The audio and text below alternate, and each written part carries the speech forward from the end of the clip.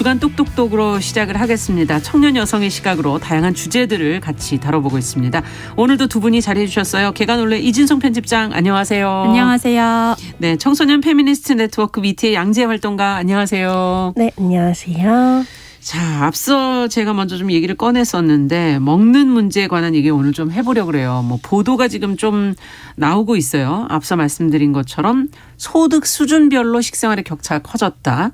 그리고 코로나19로 배달 음식을 아무래도 많이 먹고 운동들을 적게 하셔서 비만해졌다. 뭐 이런 지금 비만 인구들이 늘고 있다. 살쪘다 이런 사람들이 많아졌다는 얘기인데 두 분의 식생활은 어떠십니까? 양재 활동가께 먼저 여쭤볼까요? 네, 저는 원래도 좀 밖에서 사 먹는 경우가 되게 많았어요. 그러니까 집에 반찬을 해두면 또 집에 들어와서 먹어야 되는데 맨날 뭐 야근하고 이러다 보니까 아니 밖에서 먹자 했는데 확실히 코로나 이후에 더 배달 음식이 보편적 문화가 된 게 좀 달라진 것 같고요. 직장 동료들이랑도 야근할 때 저녁으로 배달 음식 먹거나 그렇죠. 이런 경우도 좀 많아진 것 같고요.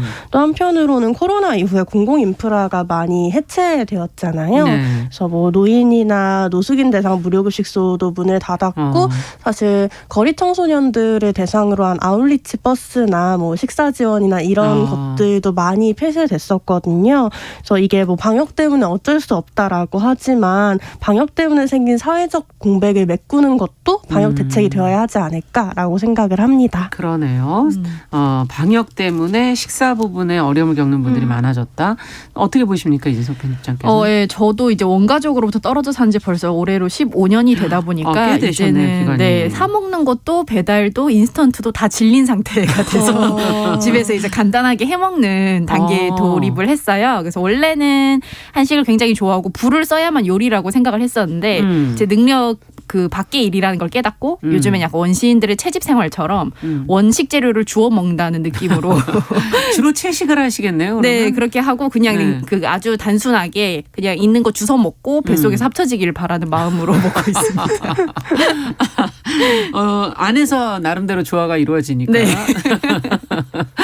말씀을 재밌게 하셨지만 지금 영양 섭취면도 필요하겠지만은 네. 지금 얘기해 주신 뭐 채식 취향인 분들도 사실 있고 요즘에 건강 때문에 또 채식을 하시는 분들도 있고 알레르기 이런 것으로 또 고민하시는 분들도 있어서 이 먹는 거라는 게 사실은 참 이렇게 들여다보니까 참 다양해야 되는데 최근에 뭐 군부대 문제, 급식 문제 이런 것도 뭐 한동안 많이 보도가 됐었고 학교 급식 이런 부분에 선택권을 좀 늘려야 되는 거 아니냐 하는 얘기들도 나오거든요. 이거는 어떻게 보세요?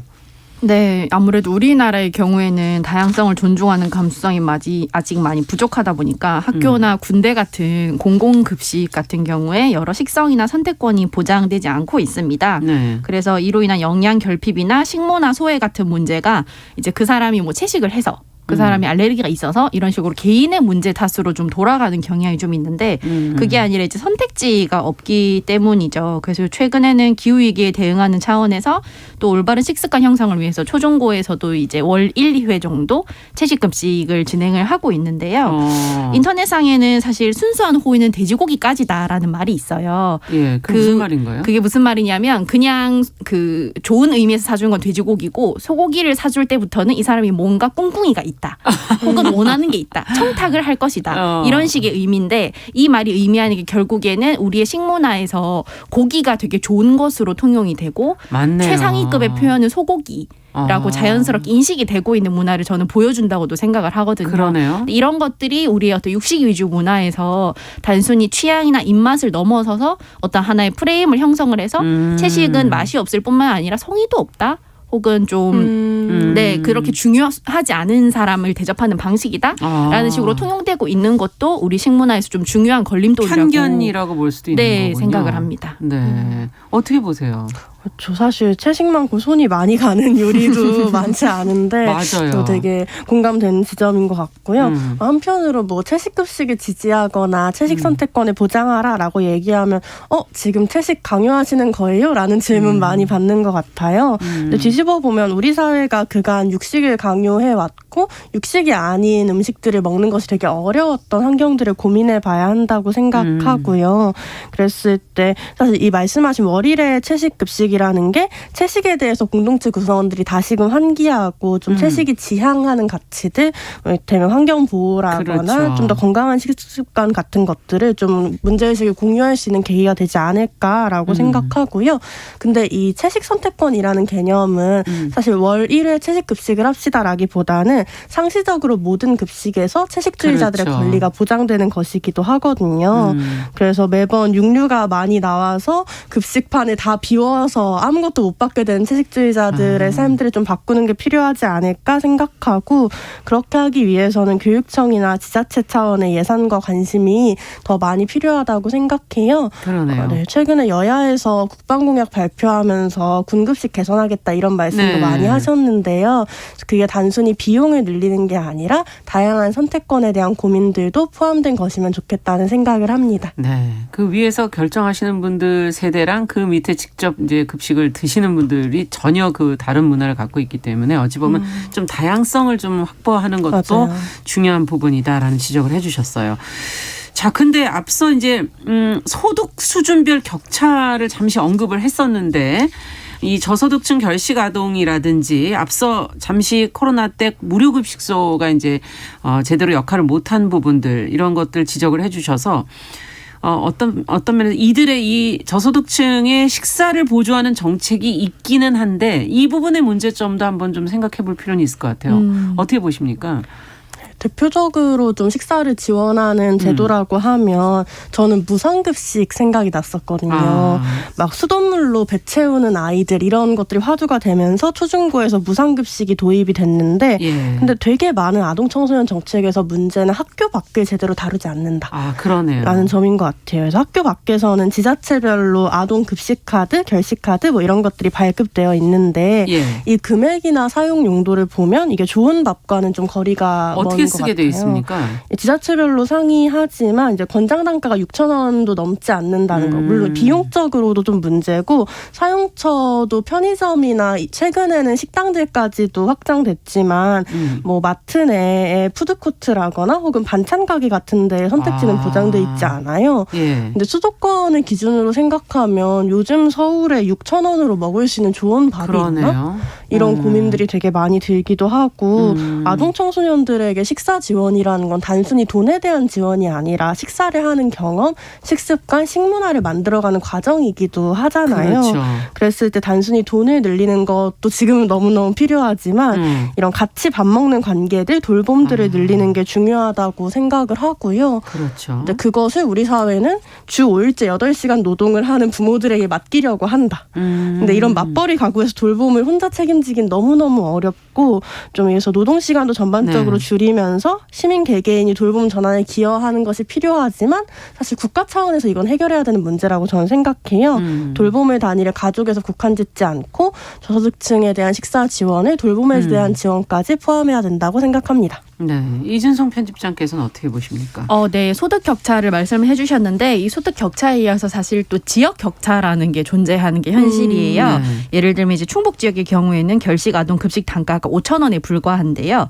아무래도 양질의 식사가 불가능한 금액이죠. 근데 이 지역 격차가 경기와 서울을 비롯한 많은 지자체에선 7,000원이고 서울 서초구의 경우에는 이제 일식에 9,000원까지도 지급을 하기도 합니다. 이런 식으로 이제 소득 격차에 이어서 지역 격차까지 벌어지면서 아동들이 균질한 수준의 식사권을 보장받지 그러네요. 못하고 있는 문제가 있고요. 아무래도 코로나 때문에 이제 노숙인이나 혼몸 노인을 위한 무료 급식소가 개수도 줄어들고 현장에서 이렇게 식사를 할 수 없다 보니까 이제 꾸러미를 제공받아서 각자의 그렇죠. 영역으로 흩어져서 각자 드시도록. 어떻게 좀 임시로 먹어야 하는 주먹밥이라든지 네네 뭐 그런 이런. 상황이 좀 예. 많이 돼버렸어요. 그래서 이 취약층의 식사 빈곤 문제가 팬데믹 때문에 더 악화되고 있는 현실에서 과연 아까 양재활동가가 말씀하신 것처럼 이것도 사실은 방역의 한 차원에서 무조건 축소하거나 없애는 방향이 아니라 다른 방식을 좀 찾아봐야 되는 게 아닌가라고 생각을 합니다. 방법을 좀 찾아봐야 된다. 네. 먹는 문제가 사실은 계속 돌아오는 문제죠. 뭐 네. 하루 3끼를 다 안 먹는다 하더라도 2끼 정도는 계속 돌아오기 때문에 이거 뭐 피할래야 피할 수 없는, 일시적으로 미뤄둘 수도 없는 그런 문제인 것 같은데, 지금 청소년들로 조금 더 국한해서 들어가서 문제를 보니까 이거 청소년들의 경우는 뭐 영양이 불균형하고 밥을 제대로 안 먹고 이런 게 계층의 구분이 없이 뭐 그렇다는 지금 자료들이 있어요. 이건 어떻게 보십니까?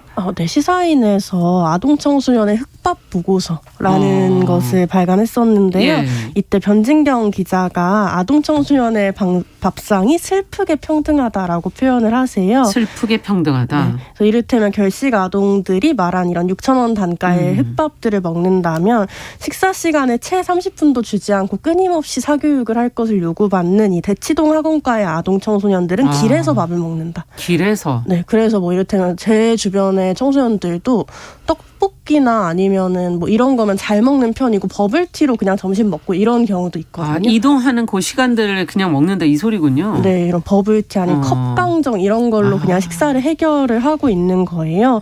그래서 부모의 소득 수준이 높더라도 이런 불량식품을 먹는 아동 청소년들의 비율은 크게 차이가 나지 않거든요. 예. 부모의 소득 수준에 따라. 그래서 이게 아동 청소년이 자신의 삶을 개선할 수 있는 지속적이고 충분한 여유를 가질 수 없다면 적절한 생활 수준을 침해받을 수밖에 없다. 삶의 여유가 중요하다라는 걸 보여줍니다. 네, 정말 슬프게 평등하다라는 표현이 한마디로 정말 와닿는 내용인 것 같고, 이렇게 먹는다면 이렇게 먹고 자란 청소년들이 미래의 자신에 대해서 어떻게 생각할까? 먹는 거라는 게 어떻게 보면 또 자존감과 연결이 돼 있는 거 아닌가 뭐 이런 생각도 들기도 하는데, 먹는 일이 사실 우리 생존과 연결이 된 문제잖아요. 그러다 보니 지자체가 이제 취약계층에게는 주로 반찬 배달을 해주는 그런 걸 가장 많이 하는 것 같고, 요리 수업을 이제 하는 것을 이제 권장하기도 하는 경우가 있는데, 어떻습니까? 이와 관련해서 좀 생각해 볼 문제는 없습니까?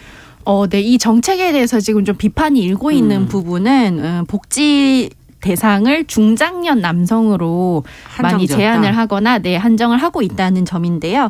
반찬 나눔이나 요리 수업 같은 이 음식 복지가 왜 성별을 기준으로 책정이 되는가라고 해봤을 때 아무래도 우리 사회 같은 경우에는 가사와 같은 돌봄을 네. 어머니나 아내 같은 여성에게 남성들이 의존하는 구조였고 그러다 보니까 남성들이 스스로를 돌볼 능력이 되지 않아서 고독사를 하거나 아니면 이렇게 먹는 생활에서 위기에 많이 처하게 되는 그 비율을 고려를 해서 정했다라고 말을 하고 있는데요.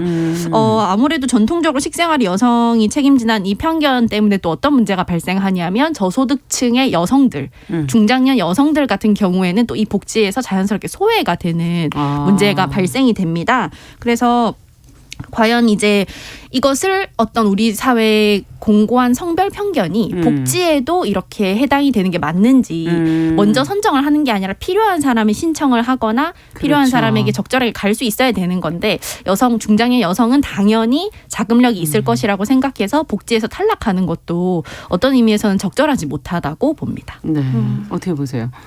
네, 맞아요. 이게 되게 밥상 안에 있었던 성차별이 이후에 좀 독거노인이나 독거 중장년을 지원하는 데도 영향을 미치고 있음을 많이 보여주는 것 같고요. 그러네요.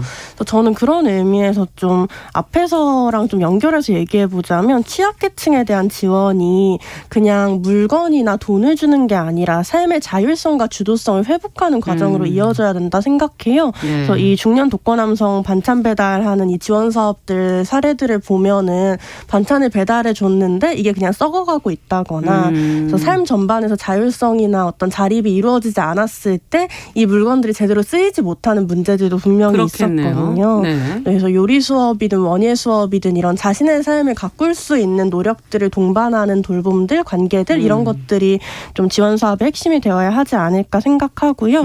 말씀 주신 것처럼 중년 여성 역시도 고독사 위기는 덜하지만 사회적 안전망이 부재한 취약계층의 일부이기 때문에 이들을 배제하는 게 아니라 이들에게 특화된 지원에 대해 더 고민해야 된다고 생각합니다. 네.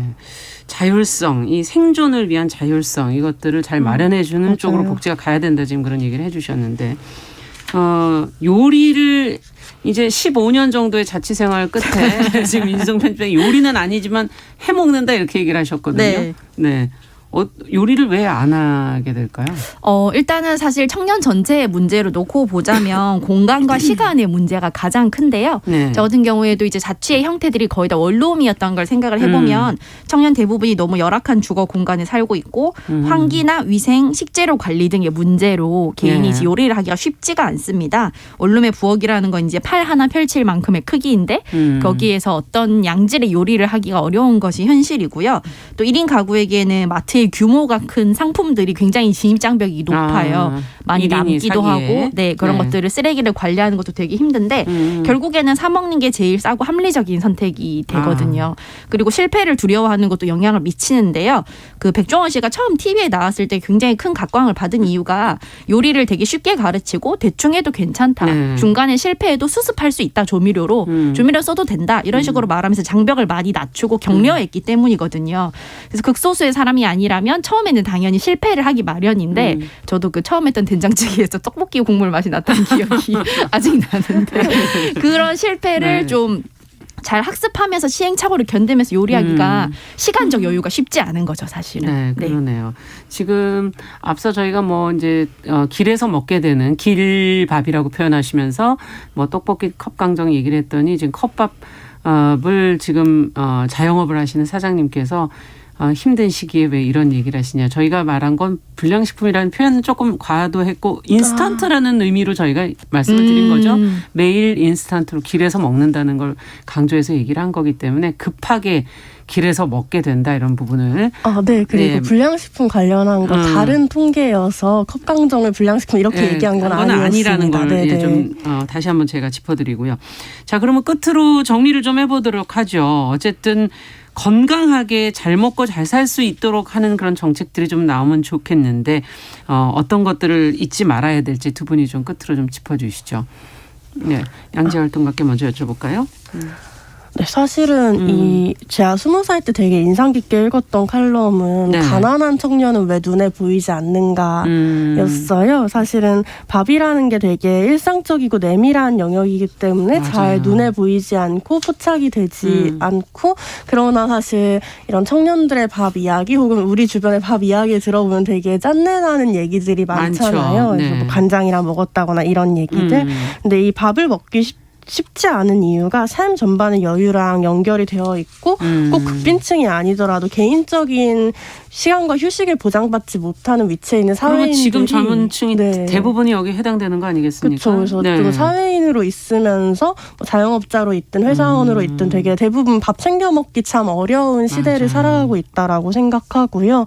그래서 사실은 예전에 기본소득 받은 청년이 과일을 사 먹었다는 말이 전 되게 인상 깊었었는데 좀 살기 위해서가 아니라 잘 살기 위해서 먹을 수 있으면 좋겠다. 그랬을 때 뭐 기본소득 같은 삶의 안정을 보장하는 제도들이 어떤 이런 식생활의 불안들을 어느 정도 해소할 수 있지 않을까라는 생각을 합니다. 네.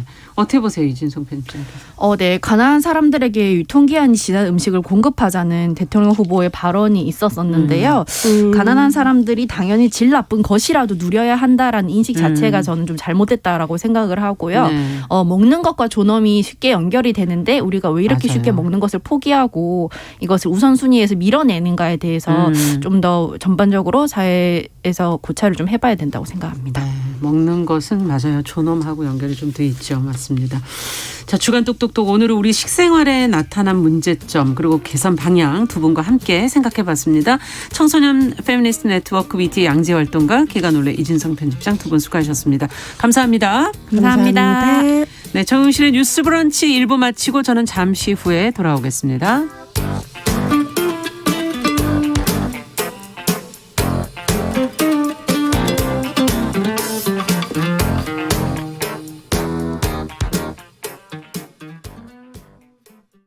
지금 시각은 11시 30분입니다. KBS